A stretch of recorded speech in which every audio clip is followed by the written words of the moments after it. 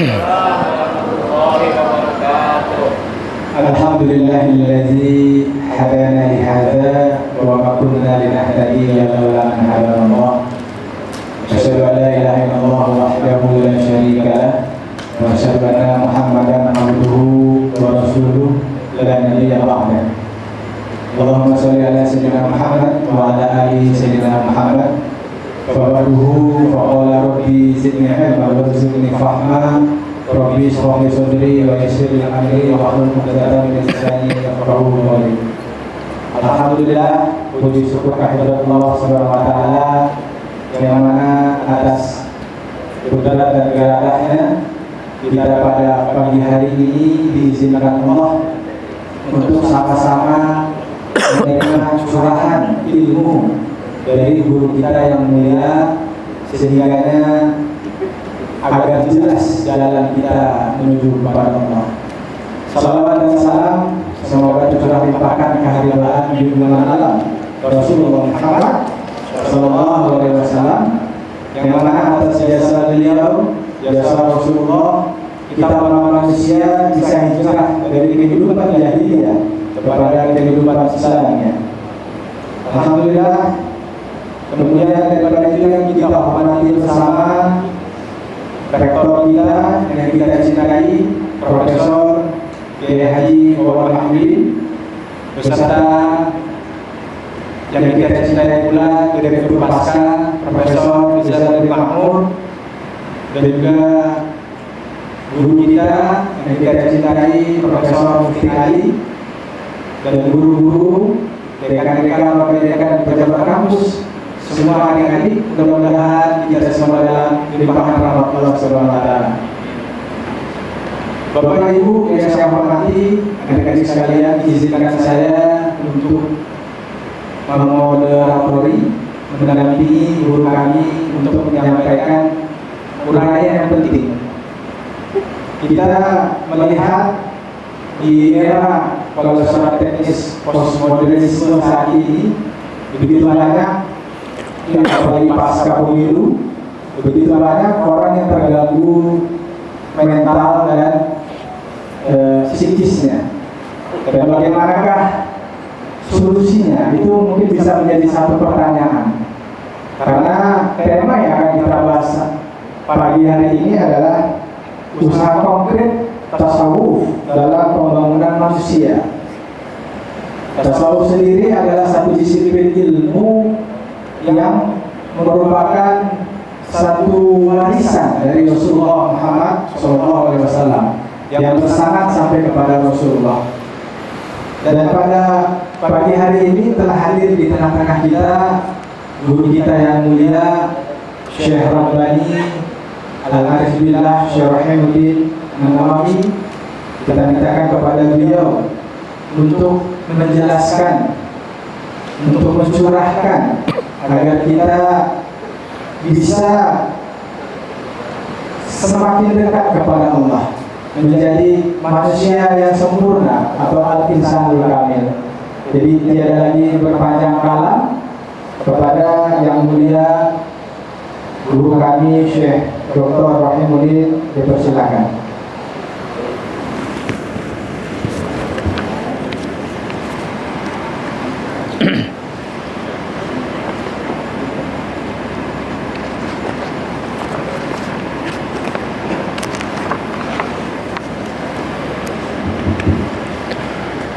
Bismillahirrahmanirrahim. Assalamualaikum warahmatullahi wabarakatuh.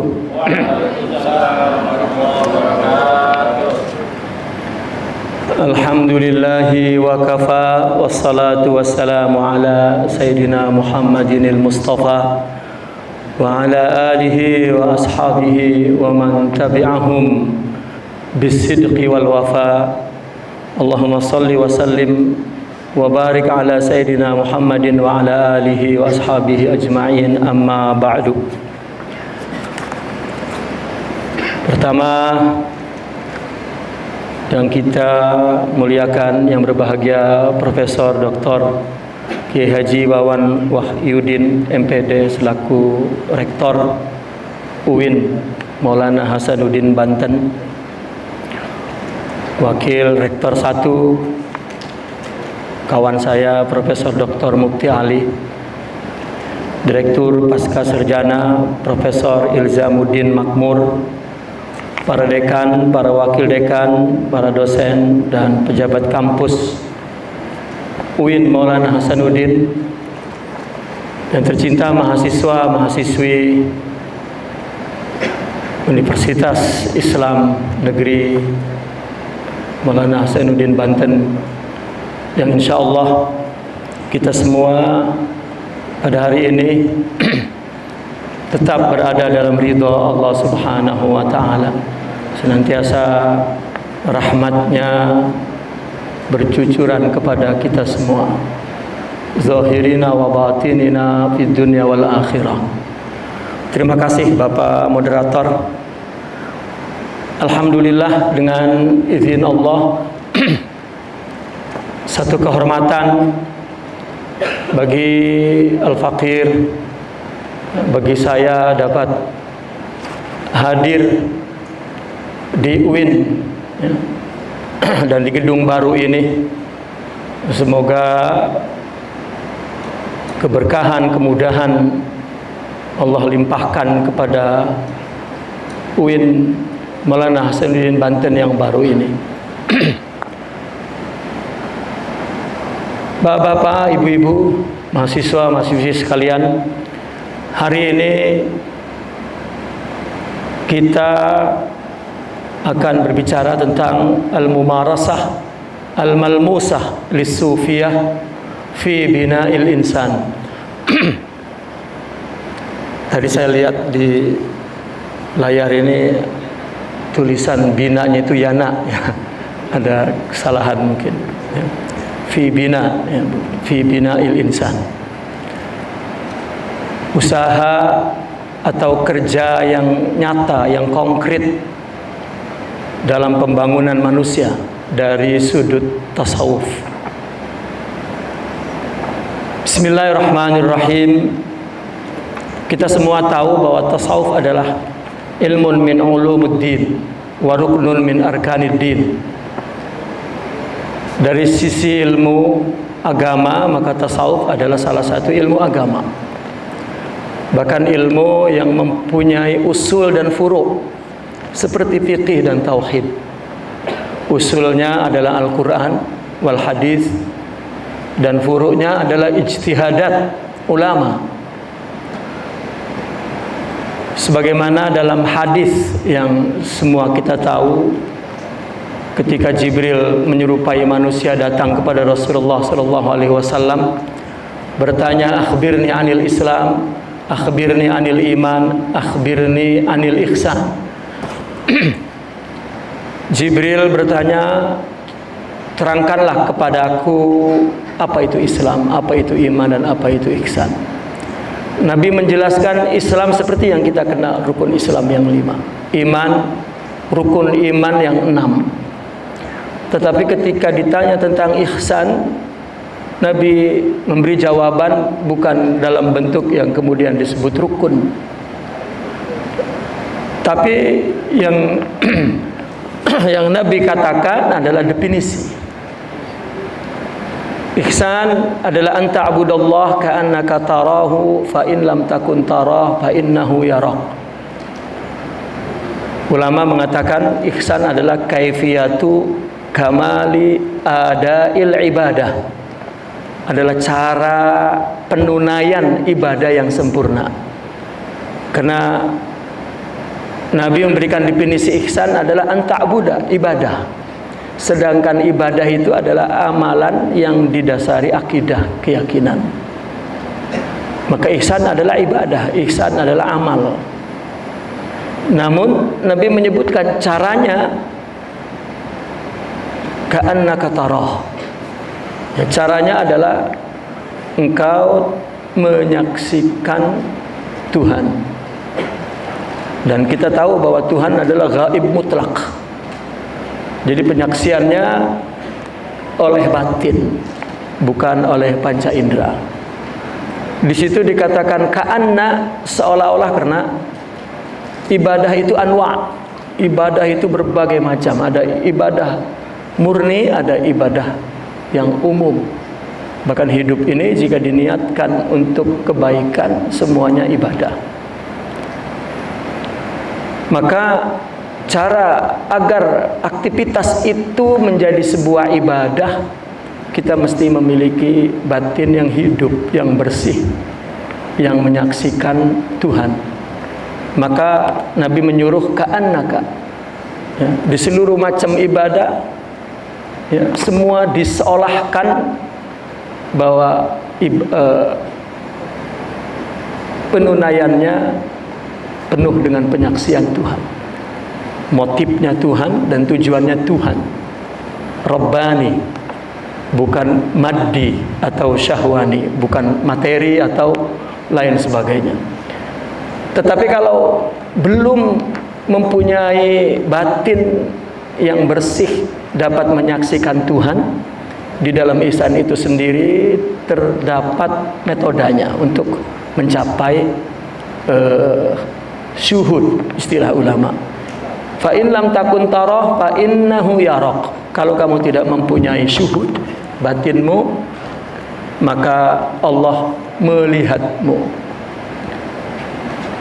Jika Allah melihatmu, seolah-olah Allah ada dalam luar pikiran kita, luar akal kita. Saya membuat ilustrasi seperti orang bekerja di kantor, ada CCTV di ruangan itu, bosnya ya, dari ruang kerjanya melihat screen, ya, untuk memantau pekerjanya.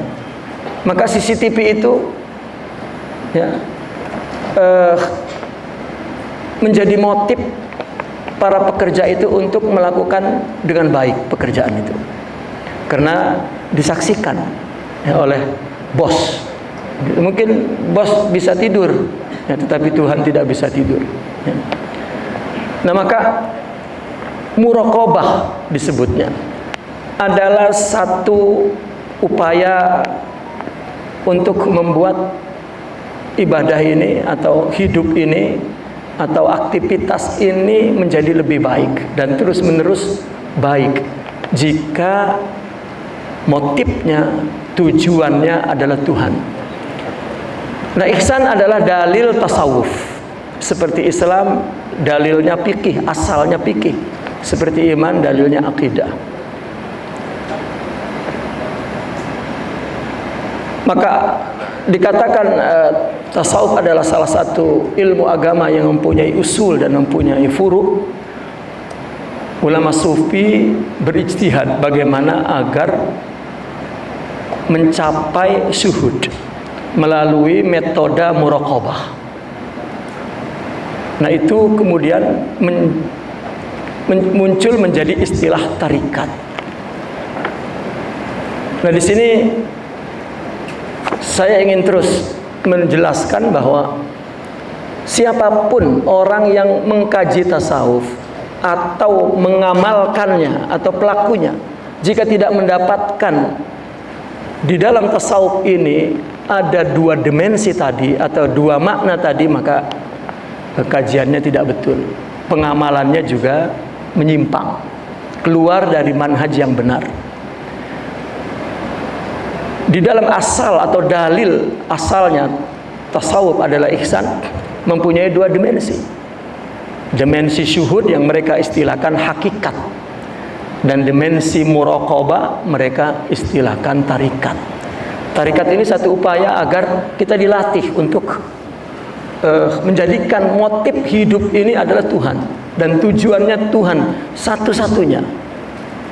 Maka tarikat adalah maknanya sidqut tawajjuh ilallah, ya, membetulkan orientasi penghadapan batin hati kepada Allah, membetulkan sidq.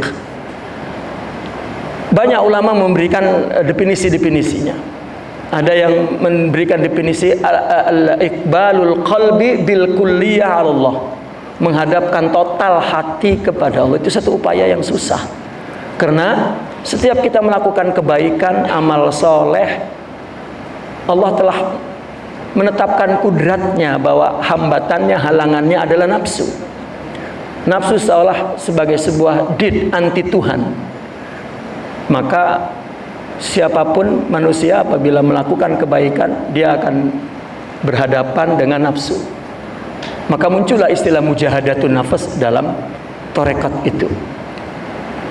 Maka upaya mujahadatun nafas sebetulnya adalah upaya melakukan ibadah dan amal baik agar orientasinya kepada Allah.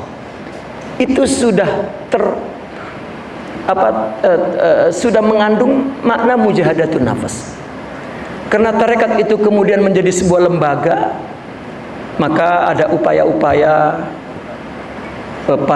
para murabbi, para pembimbing untuk membantu, memberi stimulus, memberi motivasi, memberi pelatihan-pelatihan agar hati ini betul, agar hati ini lurus.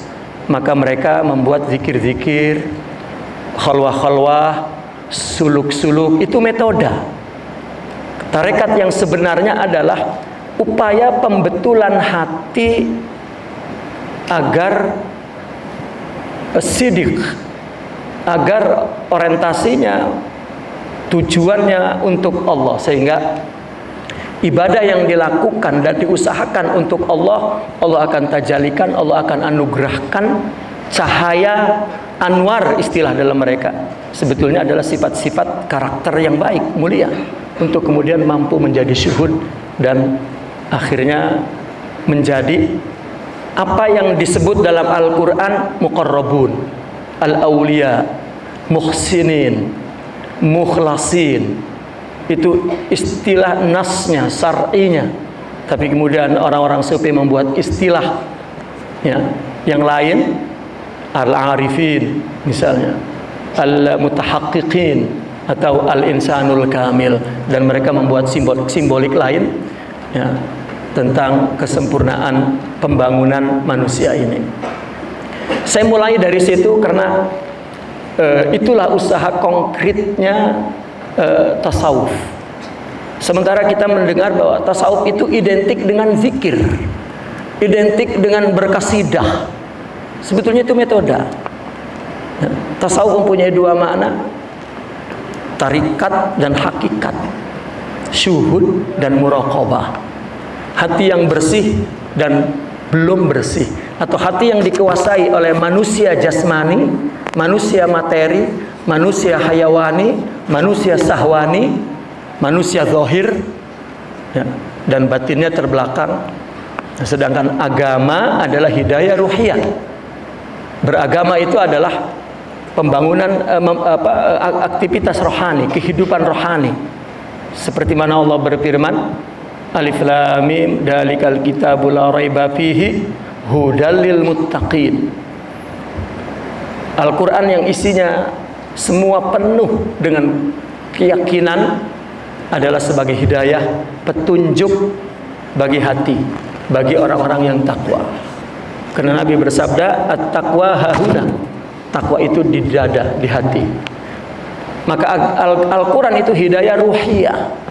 Dan agama ini tidak dapat, kebaikan ini,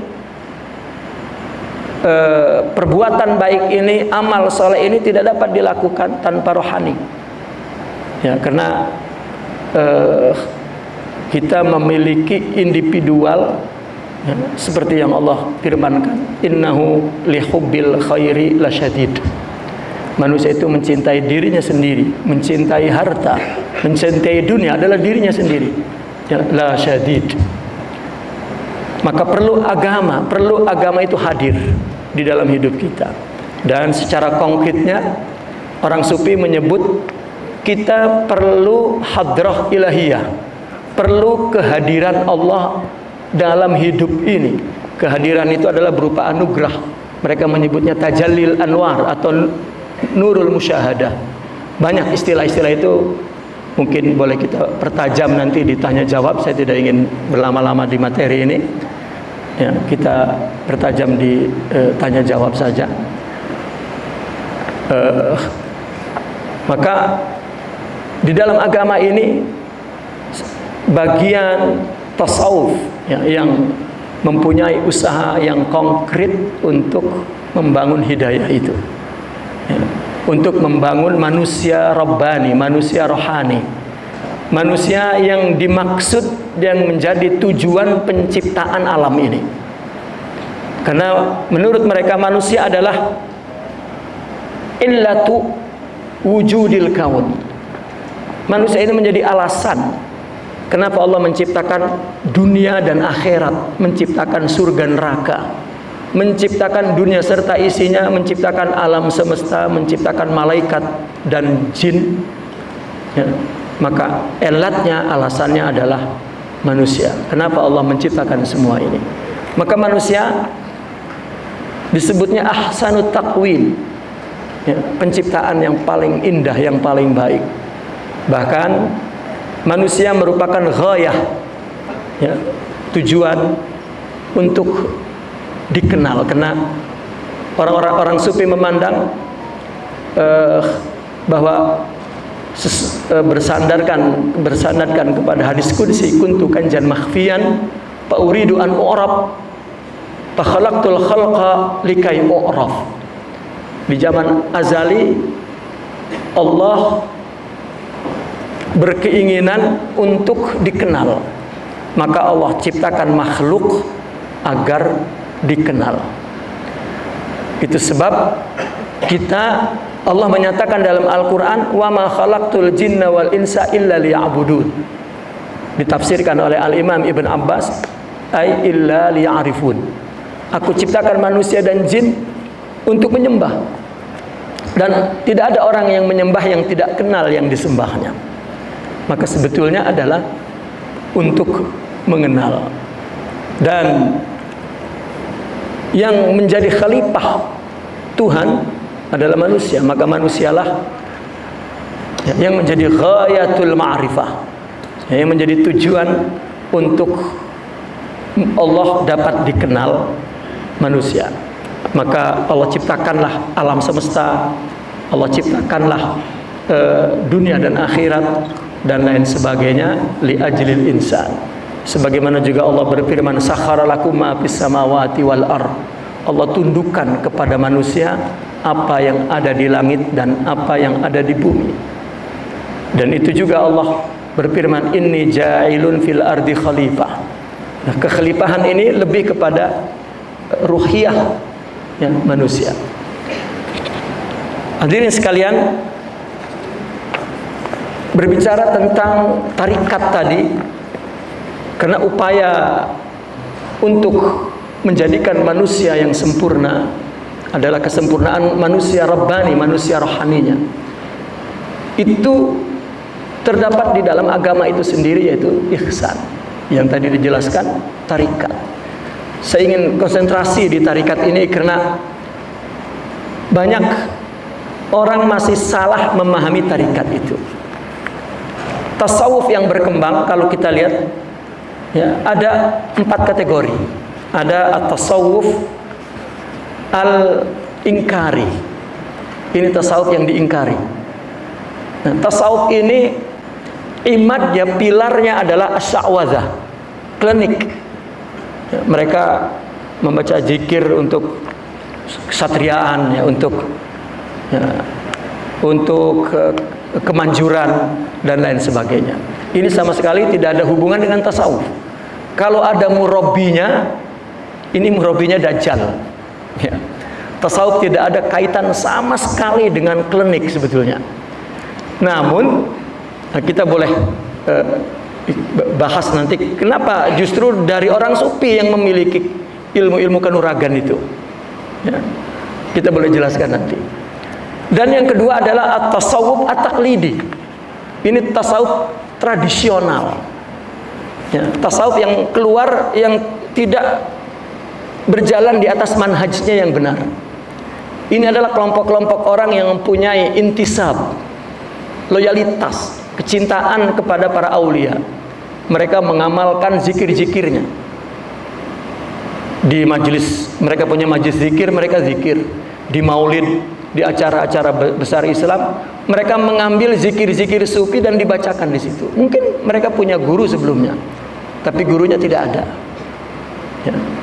Tapi wiridnya terus dibacakan, dan amal konkretnya tidak ada. Sedangkan tasawuf, kerja konkretnya adalah binaul insan.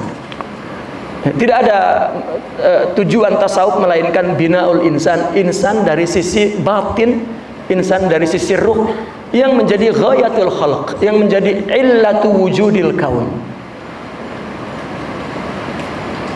Ini taklidi. Mereka sangat menghormati kepada aulia, para ahlillah, dan lidah mereka menjaga betul untuk tidak menghina, tetapi ini taklidi. Dan yang ketiga, barangkali ini tasawuf yang sahih, mereka yang berjalan di atas manhaj yang benar dan mempunyai marahil, mempunyai tahapan-tahapan seperti yang mereka istilahkan dengan istilah takhalli, tahalli, tajalli, dan mempunyai murabbi. Maka boleh jadi orang-orang ahli ilmu, ya, ulama, mereka kurang respect ya kepada tasawuf, karena melihat dua tasawuf di atas sebagai ta'in atau musyawwih, sebagai pencemar tasawuf yang benar, tasawuf yang sahih, ya. Padahal tasawuf adalah ruhuddin, adalah roh agama. Bahkan tasawuf adalah kaifiyat kamal adail ibadah, cara menunaikan ibadah. Itu di dalam kaifiyat al-muraqabah, ya, cara muraqabah untuk membangun manusia, sehingga apapun yang dilakukan oleh manusia dan terutama umat Islam sesuai dengan syariat Allah, dan dilakukannya betul-betul dengan ikhlas, dengan tauhid yang tinggi, dan untuk memakmurkan dan membangun peradaban rabbani dalam bentuk apapun. Mahasiswa-mahasiswi yang berbahagia, yang terakhir kalau ada makalahnya itu di ikhtitam, ya, saya mengutip 3 kaidah, ya, yang ditulis oleh Syekh Ahmad Zarruq. Ya. 3 kaidah itu, yang pertama, likulli syai'in ahlun wa wajhun wa haqiqah. Segala sesuatu itu ada ahlinya. Ahli di sini maksudnya ada orang yang berkelayakan untuk mendapatkan, memperoleh, memasuki sesuatu itu. Wa wajhun, dan ada pintunya yang benar. Wa haqiqatun, dan ada aktivitas yang sebenarnya. Nah, tasawuf, ya, siapa yang punya kelayakan untuk bertasawuf? Yaitu yang pertama, ladza tawajjuhin shadiq. Yang apabila seseorang sudah berniat untuk hidup ini untuk Allah dan kembali ke Allah, maka itu orang sedang bertasawuf meskipun belum masuk tarikat. Atau arif muhaqqiq, kalau itu sudah arif. Atau muhib musaddiq, orang yang tumbuh di dalam hatinya cinta kepada Allah dengan jujur, itu pun sedang bertasawuf sebetulnya. Au talibun munsif, atau seorang pelajar yang mempunyai pikiran terbuka, tidak ekstrim, tidak fanatik kepada satu pemikiran, itu mudah untuk bertasawuf. Dan atau alim tufiduhul haqaiq, ulama yang terbuka dan pikirannya dapat memahami hakikat-hakikat agama, hakikat-hakikat ketuhanan. Atau faqih tufiduhul ittisa'at, atau seorang yang faqih, ahli fikih, yang mempunyai pandangan yang luas terhadap fikih, tidak sempit, tidak fanatik mazhab misalnya, dan lain sebagainya. Ya, itu adalah orang-orang yang punya kelayakan dan punya kapasitas untuk tertarik dengan tasawuf. Bukan mutahamil bil jahl, orang yang sembrono, atau mustazhir bid dakwah, yang sering mengaku-ngaku, ngaku wali, ngaku hebat, ngaku bersih. Mujazif bin nazar, yang punya pandangan yang terlalu ekstrim, ya. atau ami ghabi, talib mu'rid, pelajar yang hatinya membangkang, keras, tidak susah menerima kebenaran dan lain sebagainya. Kemudian wawajhun, apa pintu masuknya? Pintu masuk ke dalam tasawuf adalah al-khauf minallah, takut kepada Allah. Karena kita mengetahui bahwa tarikat itu adalah perjalanan menuju kepada Allah. Maka orang yang mendekat kepada Allah adalah mula-mulanya takut.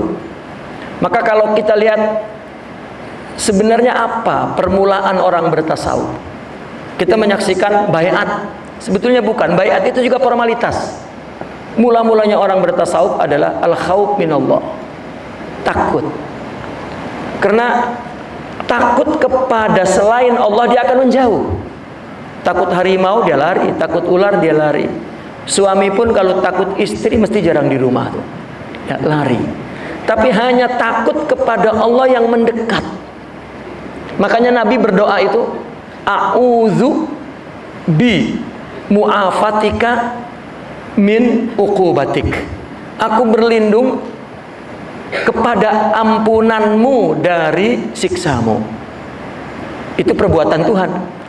Tapi kemudian Nabi tambahkan doanya semakin ke dalam, a'udzu biridhaka min sakhatik. Aku berlindung dengan sifat ridhamu dari sifat murkamu. Akhirnya Nabi mengatakan, a'udzu bika minka. Aku berlindung denganmu darimu. Maka orang muqaddimah atau pintu masuk tasawuf adalah takut. Saya sering mengatakan, jika belum tumbuh rasa takut kepada Allah, jangan dulu masuk tasawuf. Karena akan buang-buang waktu, akan panjang perjalanannya. Dan kemudian hakikatnya, apa hakikatnya? Artinya hakikat ini aktivitas sebenarnya apa? Sebenarnya adalah pembangunan manusia. Yaitu dimulai dengan sidqut tawajjuh ilallah, menjadikan Allah sebagai motif dan tujuan hidup ini. Itu siapapun orang yang melakukan, yang menyadari, tumbuh kesadaran ingin melakukan dan menjadikan Allah sebagai motif dan tujuan hidupnya, itu sebetulnya dia sedang bertasawuf meskipun belum bertarikat. Dan perjalanan tasawuf ini perjalanan fitrah, perjalanan hidayah. Allah lah yang menentukan, yang punya hak prerogatif siapa hambanya yang diberikan hidayah sebagaimana yang Allah firmankan, yahdi may yasha wa yudhillu may yasha. Dan kaidah yang berikutnya, talabu syai' min wajhi wa qasduhu min madhani aqrabu li tahsili. Mencari sesuatu mesti dari pintunya. Itu sama dengan di atas sebetulnya. Dan yang terakhir, wa ma zaharat haqiqatun fil wujudi illa qubilat bi da'wa mithliha wa idkhalu ma laysa minha 'alaiha wa wujudu takdzibiha. Itu seperti yang tadi saya telah sebutkan, ada beberapa golongan orang yang berintisab, ya, mengatakan dirinya tasawuf, tetapi rupanya ada yang tidak tepat, ya. Karena segala sesuatu apapun mesti ada pemalsunya, ada pengakunya, ya, apapun. Orang mempunyai produk apapun mesti, ya, ada didnya, ada muzawirnya, ada pemalsunya dan lain sebagainya. Di dalam hak sesuatu apapun, maka termasuk di dalam tasawuf. Mungkin orang di bidang ilmu atau tahassusnya lain, orang tidak berani mengaku. Orang mengaku saya hafal Quran akan diuji karena ada ciri-ciri fisik orang yang hafal Quran. Saya pakar dalam bidang 4 mazhab, ada ciri-ciri fisik, ya, dari pengetahuannya, dari lulusan apa dan lain sebagainya. Tetapi ketika orang mengaku saya sufi, tidak ada ciri-ciri fisiknya, maka berpeluang, ya, lebih berpeluang dari bidang yang lain untuk timbulnya para pengaku-ngaku. Karena tasawuf adalah sebuah perjalanan rohani dan kedekatan rohani, dan atau mereka menyebutnya hadrah ilahiyah.